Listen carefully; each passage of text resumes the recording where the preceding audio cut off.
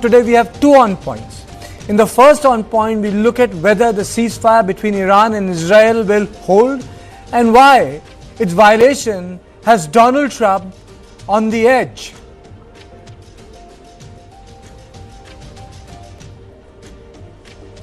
In the second on point, we look at why India is doing drone shopping through emergency procurement.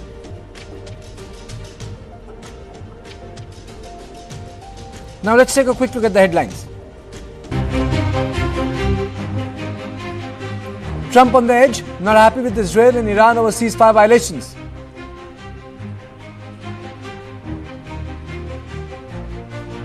Netanyahu defies Trump warning, Israel bombs Iranian radar site.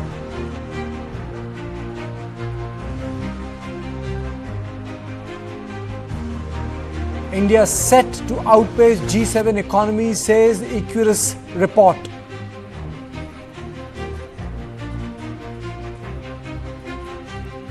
Drones target several military sites in Iraq. Military claims damage to radar system.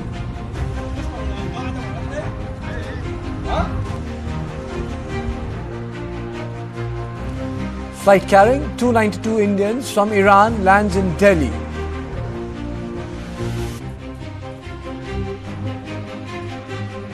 All polls held as per law. EC tells Rahul about Maharashtra poll rigging allegations.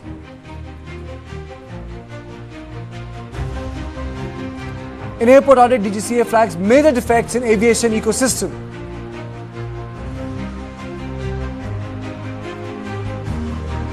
India Subhanshu Shukla Axiom 4 mission now targeting June 25th launch.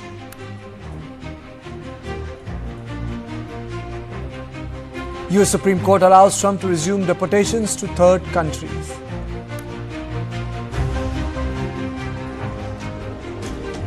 Donald Trump is fuming. The ceasefire he announced between Iran and Israel seems to be falling apart during the day on Tuesday. And the President of the United States was furious about it, so furious that he led his guardrails down. I don't think so, but I'm not happy that Israel's going out now. There was one rocket that I guess was fired overboard. It was after the time limit and it missed its target. And now Israel's going out. These guys got to calm down. Ridiculous. I didn't like plenty of things I saw yesterday. I didn't like the fact that Israel unloaded right after we made the deal. They didn't have to unload. And I didn't like the fact that the retaliation was very strong. But in all fairness, Israel unloaded a lot. And now I hear Israel just went out because they felt it was violated by one rocket that didn't land anywhere. That's not what we want, I'll tell you. And I'm telling you, I'm not happy about that, Israel, either. Because the one rocket that didn't land, that was shot, perhaps by mistake, that didn't land, I'm not happy about that. You know what? We basically have two countries that have been fighting so long and so hard that they don't know what the they're doing. Do you understand that? I don't think so, but I'm not happy that Israel's going out now. There was one rocket that I guess was fired overboard. It was after the time limit and it missed its target. And now Israel's going out. These guys got to calm down. Ridiculous. I didn't like plenty of things I saw yesterday. I didn't like the fact that Israel unloaded right after we made the deal. They didn't have to unload. And I didn't like the fact that the retaliation was very strong. But in all fairness, Israel unloaded a lot. And now I hear Israel just went out because they felt it was violated by one rocket that didn't land anywhere. That's not what we want, I'll tell you. And I'm telling you, I'm not happy about that, Israel, either. Because the one rocket that didn't land, that was shot, perhaps by mistake, that didn't land, I'm not happy about that. You know what? We basically have two countries that have been fighting so long and so hard that they don't know what the they're doing. Do you understand that?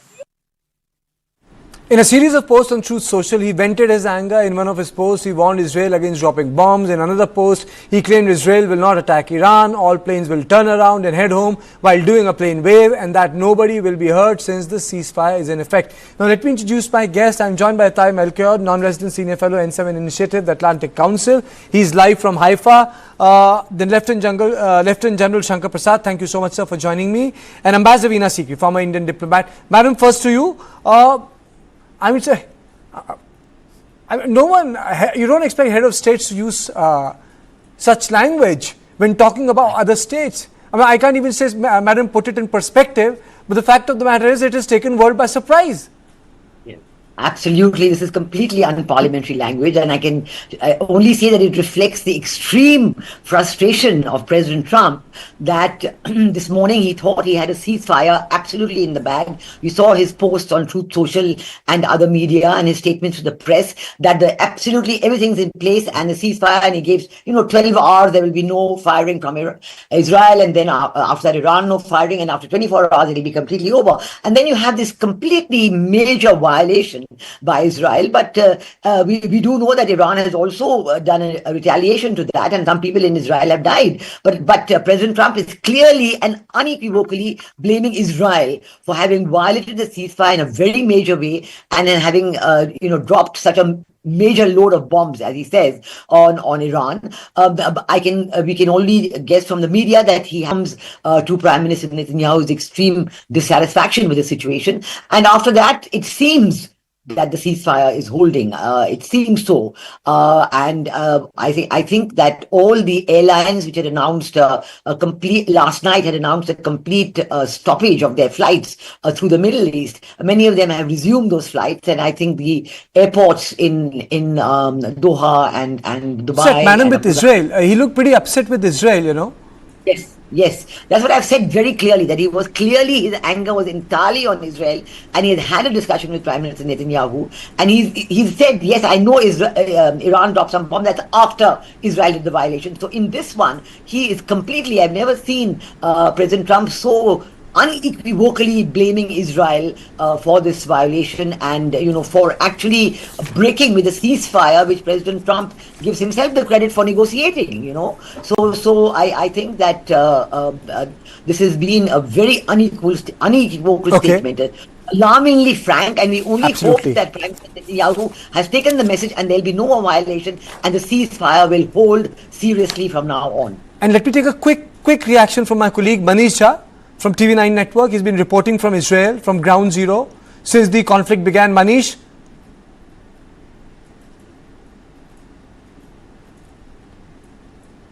Do you think this ceasefire will hold?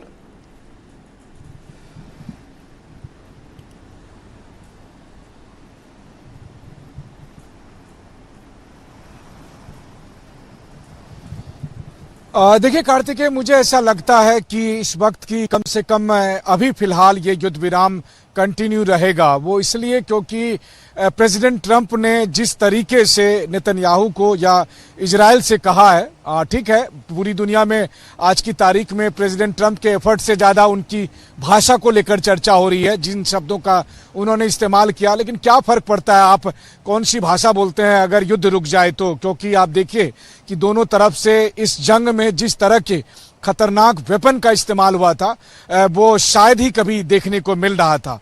और ऐसी स्थिति में अगर ये युद्ध रुक जाता है तो ये एक बड़ी उपलब्धि होगी, और निश्चित तौर पर इसका एक बड़ा क्रेडिट प्रेसिडेंट ट्रंप को जाएगा अगर ये हो जाता है। और मुझे लगता है कि अभी फिलहाल कुछ दिनों तक रुक सकता है। देखिए, नेतन्याहू अभी पॉलिटिकली इस पोजीशन में नहीं है कि वो ट्रंप को नाराज कर सके, और फिर ट्रंप ने उनकी एक बहुत बड़ी बात मान ली। इजराइल में इजराइल के लोगों को यह दिखाना था कि अमेरिका उनके साथ है, और इसलिए प्रधानमंत्री नेतन्याहू ने प्रेसिडेंट ट्रंप को काफी दबाव दिया कि आप इस जंग में आइए, आप इस जंग में आइए। और उसके बाद अमेरिका ने ईरान में न्यूक्लियर साइट पर B-2 बमवर्षक विमानों से हमला किया। तो ये एक बहुत बड़ा फेवर था जो नेतन्याहू के लिए, इजराइल के लिए अमेरिका और खासकर प्रेसिडेंट ट्रंप ने किया था। तो अब अगर इस वक्त चाहे जिस भी लालच में हो, चाहे इस वक्त जो है सो president Trump Nobel peace prize पाने के लालच में वो करते हो, एक मान लीजिए एक एनालॉजी अगर ये भी हो, तब भी मुझे लगता है कि एक बड़ी उपलब्धि है। बाकी उनका गुस्सा भी वाजिब था और उसी गुस्से में उन्होंने शायद उस तरह की भाषा का इस्तेमाल किया, लेकिन इतनी सी छूट उनको भी दी जा सकती है। टेंशन का माहौल है, जंग का माहौल है, अब ऐसे में तो डिप्लोमेसी वाली वो चिकनी चुपड़ी बातें हो नहीं सकती है, और वैसे भी चिकनी चुपड़ी बातों का परिणाम तो जंग के तौर पर हुआ। तो मुझे लगता है कि अभी प्रेसिडेंट ट्रंप को कम से कम एक बेनिफिट ऑफ डाउट दिया जाना चाहिए, या एक बड़ा सा आप कह सकते हैं कि हेड्स ऑफ है उनसे, उनके लिए, कि उन्होंने इस जंग को रुकवाने में एक बड़ी भूमिका अदा की। बल्कि ये कम बड़ी बात नहीं थी। आप सोचिए कि कतर ने उनको $400 मिलियन का एक स्पेशल प्लेन गिफ्ट किया था, उसके बाद भी कतर में आकर अमेरिकी बेस पर अटैक होता और वो युद्ध नहीं लड़ते हैं। कम प्रेशर नहीं होगा ट्रंप को? बताइए, मुझे कोई इतना महंगा गिफ्ट दे और उसके रिटर्न में मैं कुछ ना करूं रिटर्न गिफ्ट में, तो मुझे खुद भी अजीब सा लगेगा। लेकिन जी। ट्रंप तो ट्रंप ही निकले। कहने का मतलब यह है कि चाहे जो भी हो, जो भी रीजन हो, लेकिन ये युद्ध विराम हो गया है और मुझे लगता है कि अभी कुछ दिन तक ये युद्ध विराम चलेगा। जी, आप मेरे साथ बने रहिए। After claiming credit for mediating in a 12-day war, a ceasefire was announced between Iran and Israel, but it didn't hold. Both of them bombed each other. Both of them said that, it was violated on the other part. Iran bombed Israel's Beersheba, and Israel subsequently responded by dropping payload in Tehran. So the larger issue is that why is it so difficult to stop both of them? But now, let me take you through some details. What Israel said was that Iran violated ceasefire within hours of announcement. Iran launched missiles towards Israel, at least 4 killed in Beersheba. They said IDF will respond forcefully to the ceasefire violation. However, Iran's state news agency denied reports of a missile attack on Israel, calling it a false claim. Now, what Israel said was that Tehran did not fire missile towards Israel since ceasefire, which was contradicted by Israel saying that the ceasefire came into existence at 7 a.m. Secondly, missiles from Israel hit Iran, killing 9 people, including a nuclear scientist. Ayatollah Ali Khamenei said that Iran is not a nation that surrenders shortly after ceasefire announcement. And Iran says that its offensive compelled Israel to unilaterally halt its aggression. So these are two sides of the story. Now, before I get into both the sides, let me take you through some details, just to put things in perspective. That now, since the ceasefire is holding, the real issue is enrichment. The West says that the enrichment will lead to weaponization. A lot of experts say that there's a difference between enrichment and weaponization. And then there's a nuclear nationalism in Iran. It stems from a colonial past, because the petroleum products of Iran were severed away by the Brits and the Americans. And then, just to put it in context, the program of nuclear technology was gifted by West to Iran under the program before 1979 called Atoms of Peace. So what was symbol of modernity before 1979 turned into a patriotic pride. There was a shift. And in 2003, a Tehran declaration was signed which allowed IAEA for a short-term inspection, and Iran agreed. In 2004, Iran suspended nuclear enrichment. Now, let me straight away go to Lieutenant General Shankar Prasad. Sir, strategically speaking, in your opinion, what forced Iran on table? Because they had suffered a lot of damage. Thank you very much for getting me on the discussion. I'm afraid I have a different take on it altogether. This ceasefire is extremely fragile to my way of looking. President Trump's annoyance is a very short-term annoyance. It can change in any direction. We have to look at the overall situation in a perspective that gives the overall picture, not only one-sided or two-sided. Basically, when Iran responded by firing at Qatar, an American base, and there was, although no damage, yet the situation became clear that Iran is going to respond. Therefore, President Trump was keen that ceasefire is quickly agreed, and a ceasefire was brokered by him between Israel and Iran. This ceasefire continues to remain very fragile. I would like to raise some very pertinent points. Although the missile attack from Iran has stopped on the ceasefire between Trump and him, but has it stopped the action of any militant groups that Iran supports? Has it put any restrictions on Hezbollah, on Houthis and Hamas access or resistance to not carry out any terrorist incident against the American bases in the Middle East. Just imagine if that was to happen, what will be Mr. Trump's reaction? Will he go back again to Iran and bombard him? Will he call up the ceasefire? And do we completely rule out any terrorist incident across the Middle East on the American positions over there, American bases over there? The fight between Israel and Gaza is continuing today. There is no ceasefire there. So let us please understand the overall situation. The whole situation of as far as ceasefire is concerned, whether one broke it or not, the other broke it or not, 7 a.m. or 7:30 a.m., it doesn't really matter at the moment.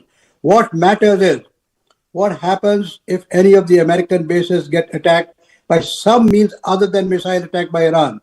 Will Mr. Trump then get back to Iran, or will Israel get back to Iran? So please understand that peace is very limited. Peace is very fragile.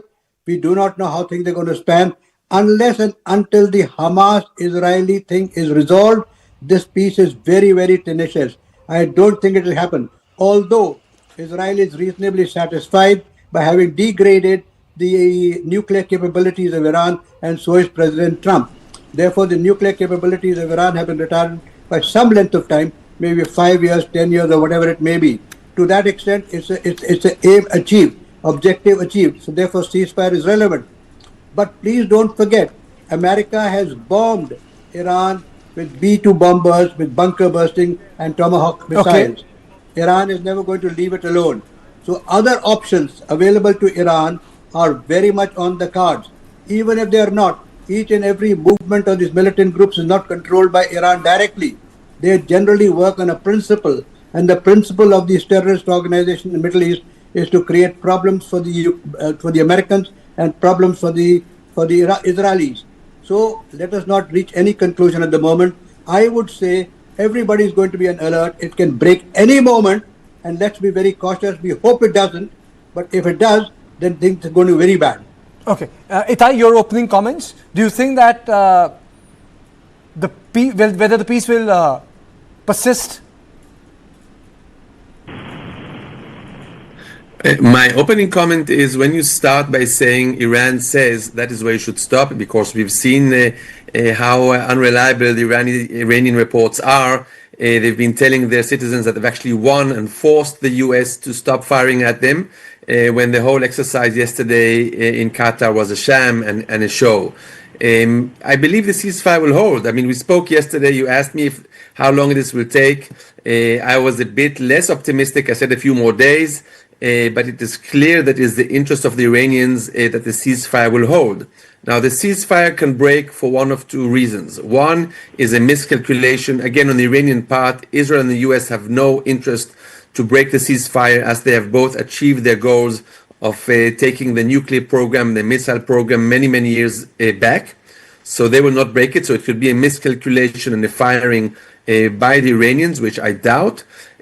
Or if the Iranians do try and move something very important, they claim that they've hidden the uranium, and if there's a chance that and something surfaces, Israel may attack, but otherwise no.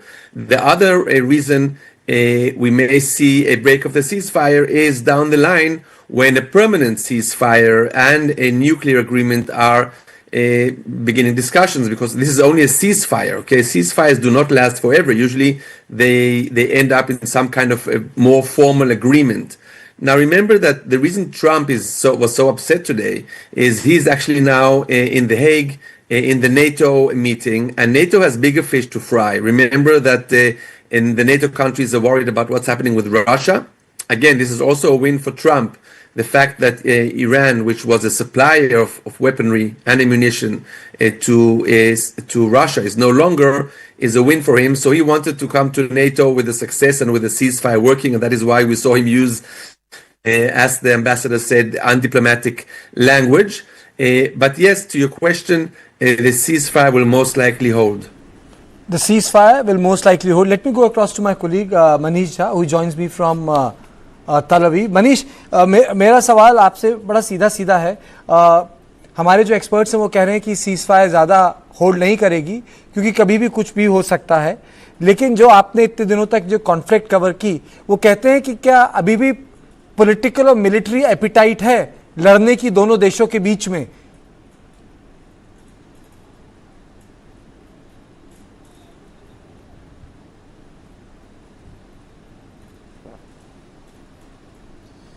देखिए, वैसे तो Iran अपने strategic patience के लिए जाना जाता है, लेकिन मुझे इस बार संदेह है कि वो धैर्य दिखाएंगे। खबर ये है कि आज शाम में ही तेहरान में एक बड़ा आप कहते हैं विक्ट्री रैली आयोजित की जा रही है। तो दरअसल ईरान अब मध्य पूर्व में ये डिक्टेट करने की कोशिश करेगा कि देखो हम इतने ताकतवर हैं। ईरान के ने अपनी मिसाइल क्षमता से पूरी दुनिया को चौंका दिया है। बड़े बड़े सुपर पावर के पास भी आज की तारीख में ऐसे हाइपरसोनिक मिसाइल नहीं है जो ईरान ने इस जंग में इस्तेमाल किया।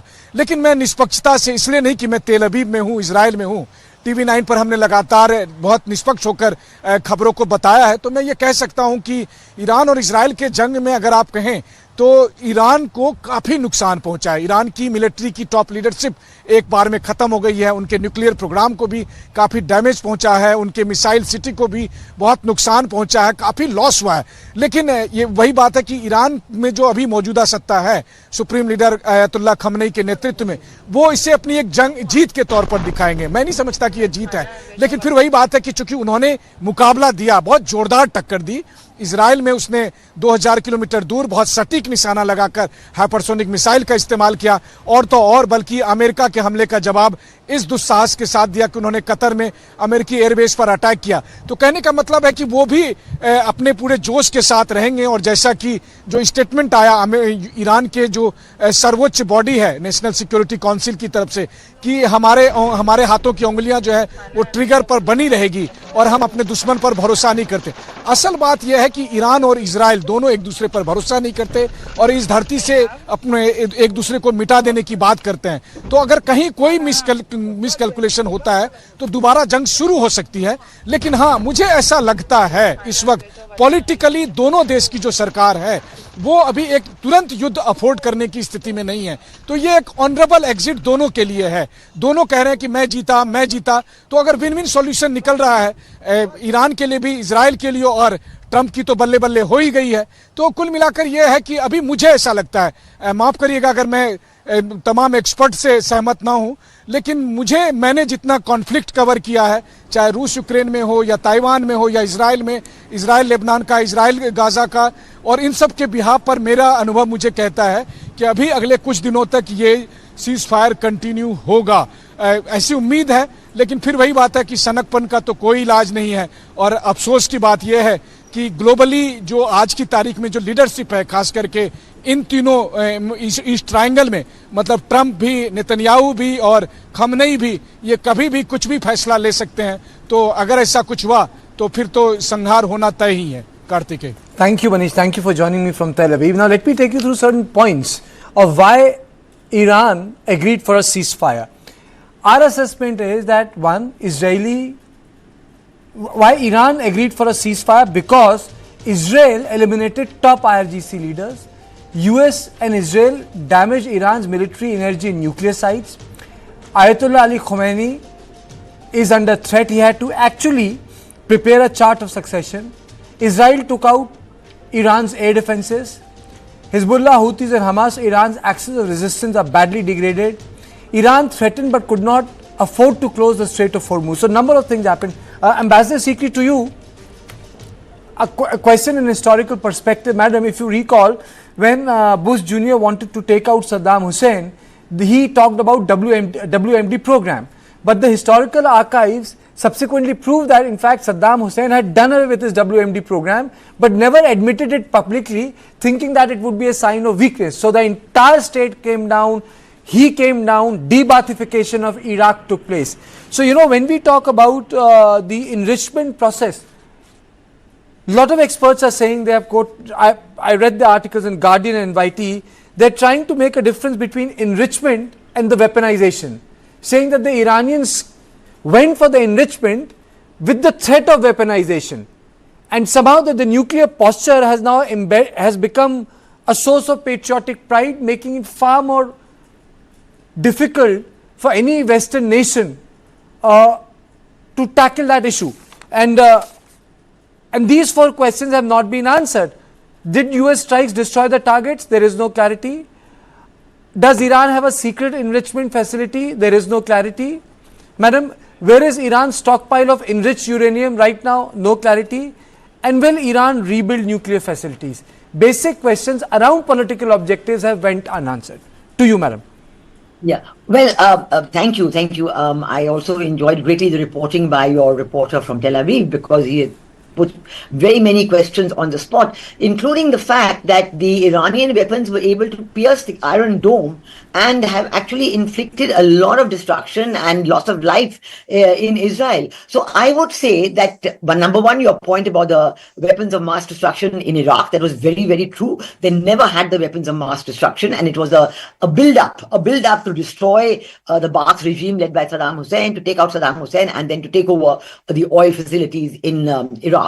Very many commentators, experts are now saying the same thing about Iran, that actually Iran was not really going ahead for nuclear weapon development. They were very far away from it still.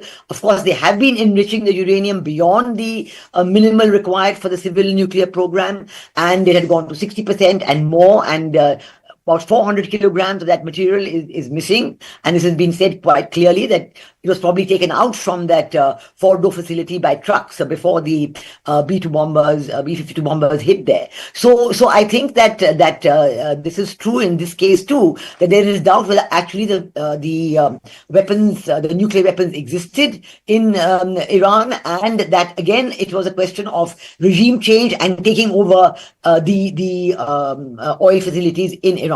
But I think here we must say that the role of President Trump has been, in fact, a moderating influence.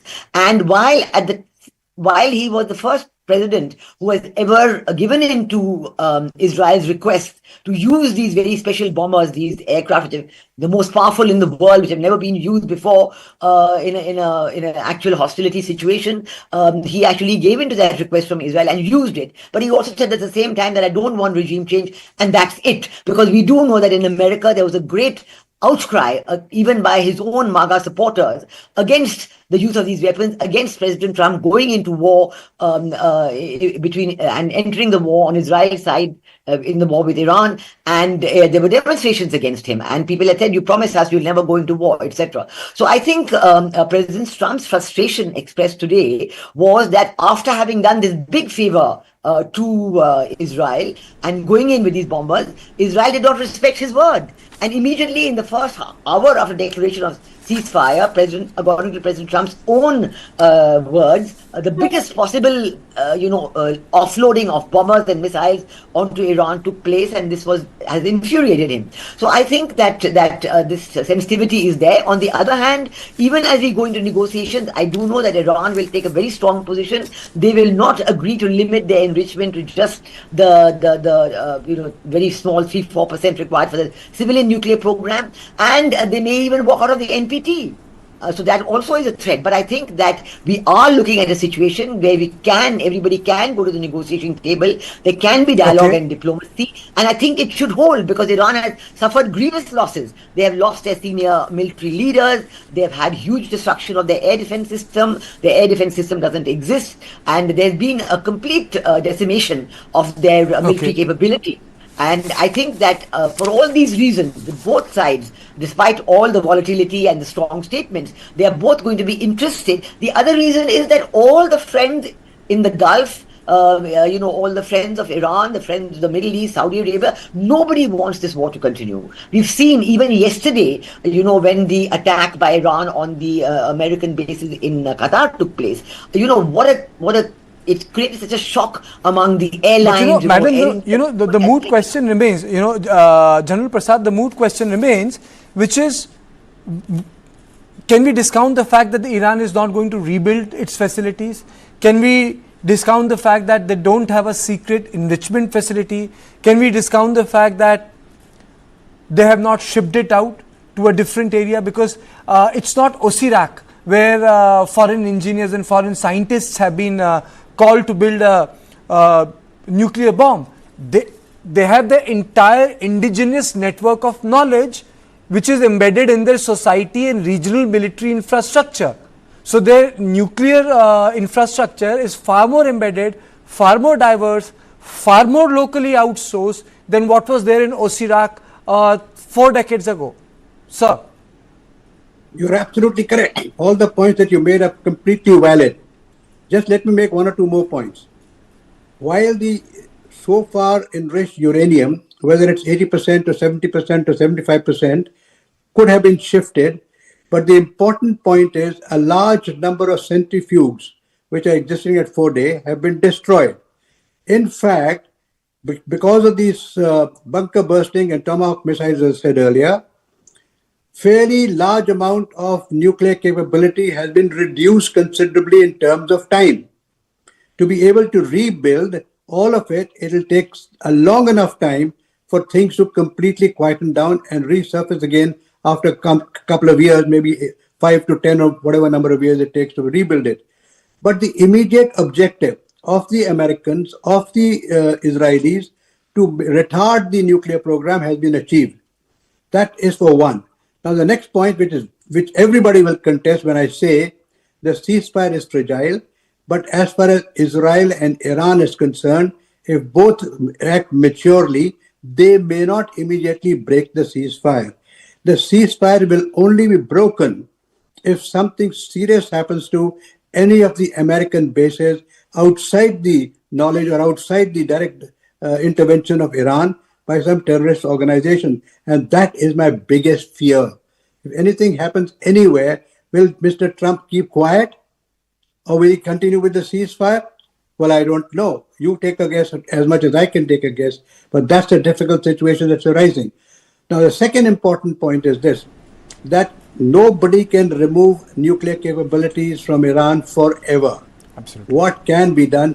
There are over 1,000 scientists involved in the Iranian nuclear program. They are pretty close to weaponization. And another very technical point, which you perhaps already are aware, that even not fully reached weaponization state of enrichment of uranium, certain percentage of about 80 or 85% can be created into a small device which can still cause a lot of radiation and serious problems. May not be entirely a nuclear bomb, but it does have an effect and can be pretty serious. So let us not rule it out. Dirty bomb? The nuclear enrichment stuff has been kept somewhere. Maybe, maybe not, I don't know. But the machine that progresses, the centrifuges, they have definitely been destroyed. Therefore, the objective of Israel and the US has been achieved, at least for the time being. Nobody says that for 100 years Iran can't make a nuclear bomb. They can. So after a few years, the thing will surface again. Bite says, since you are saying that the political objectives have been met, the military spokesperson also said the same. Let me play out that bite, that Israel's political objective has been met. בהמשך להנחיית הדרג המדיני, הפסקת האש נכנסה הבוקר לתוקפה. הבוקר ניתן לומר, צה"ל עמד בצורה מלאה בכל היעדים שהוגדרו במבצע עם כלבי. הרמטכ"ל הנחה את צה"ל לשמר רמת דריכות גבוהה ומוכנות לתגובה עוצמתית על כל הפרה של הפסקת האש. גם ברגעים אלו, חיל האוויר משמר כוננות אווירית להסרת איומים ולפעולות התקפיות מהירות. לפני כניסת הפסקת האש לתוקף, הבוקר נורו כ-20 טילים מאיראן לאזורים שונים ברחבי הארץ. רובם יורטו. And now let me come to the last part of the discussion. Now, has this 12-day war consolidated the regime of Khamenei or discredited the revolution? Has it consolidated the revolution or discredited the revolution? Itai, this question is to you. Yes, first I just want to correct. Ambassador said before that Trump did Israel a favor. No, he did the US a favor and the world a favor, because Israel is only the little Satan. The big Satan is the US.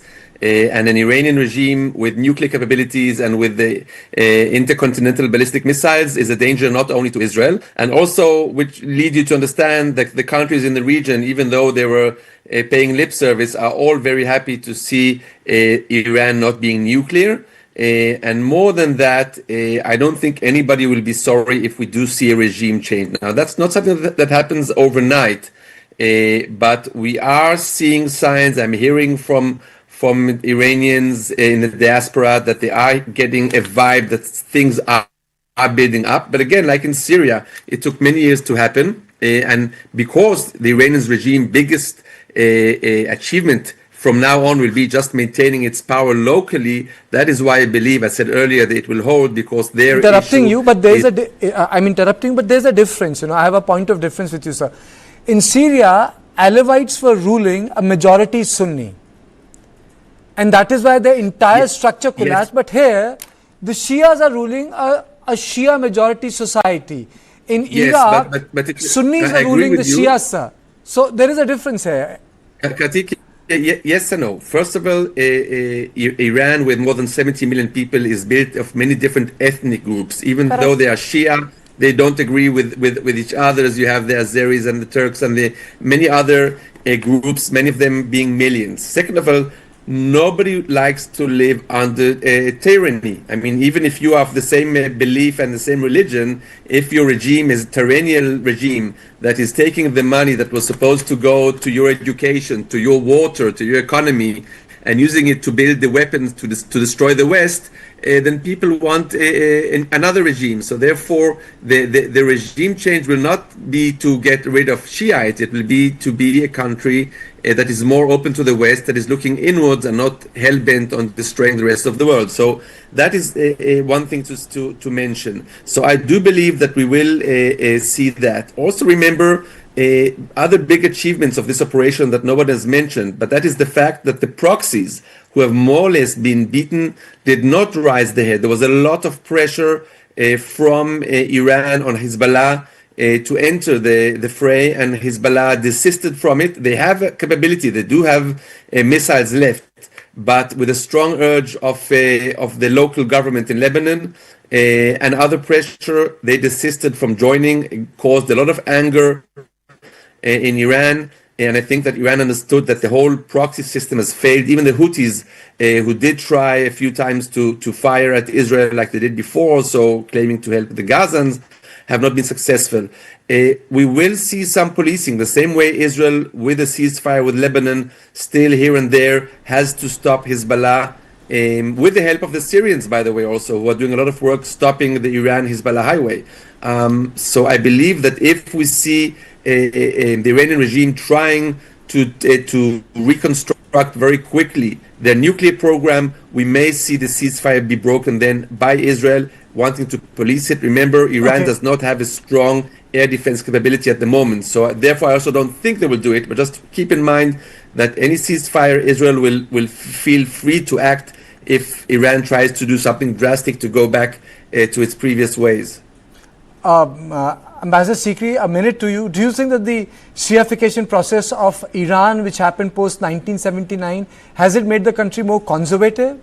Or do and the basic question is, do you think that this sort of a regime change is possible because de-Baathification created Daesh in Iraq?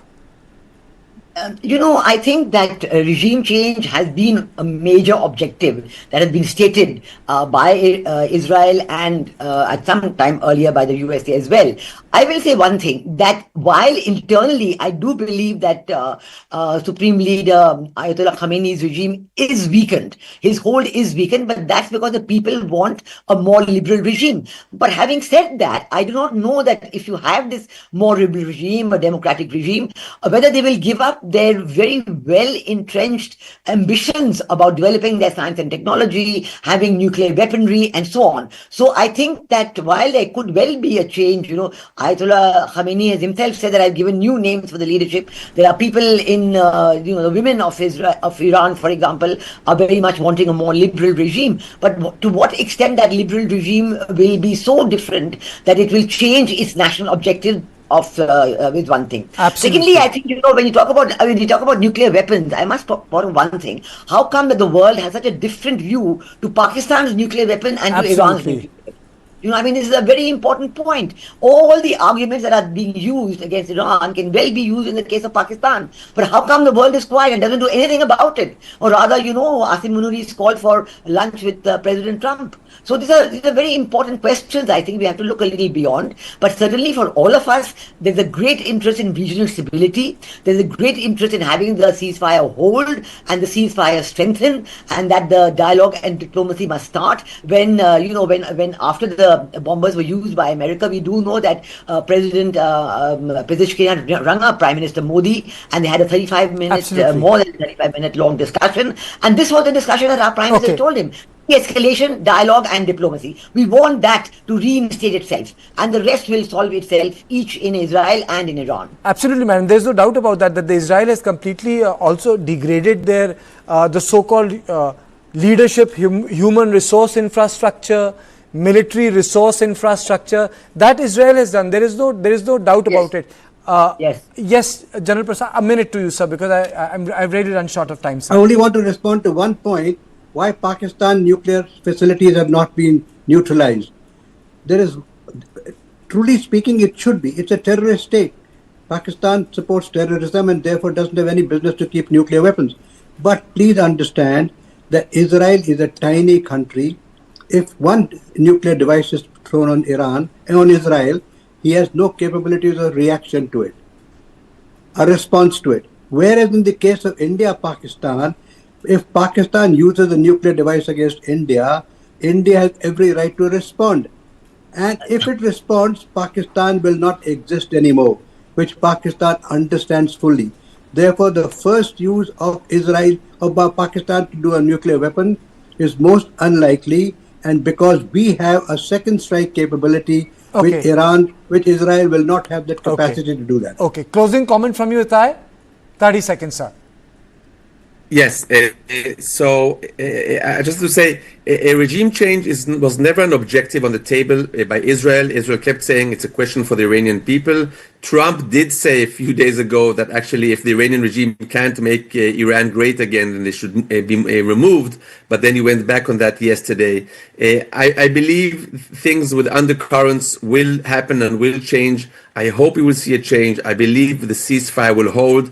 The world needs to keep its attention to make sure that the Iranian regime stays now more focused on internal issues. That will also help the other areas of tension, the Russia, Ukraine, China, Taiwan, and other areas of tension where Iran was also meddling. Hopefully, all of those areas will also get a benefit from what just happened. Thank you. Thank you all of you for joining this conversation. And I really hope that this ceasefire persists, endures, and turns into something permanent. And this was on point one, but don't go away, because on the second on point, after the break, we will look at why India is going drone shopping after Operation Sindoor.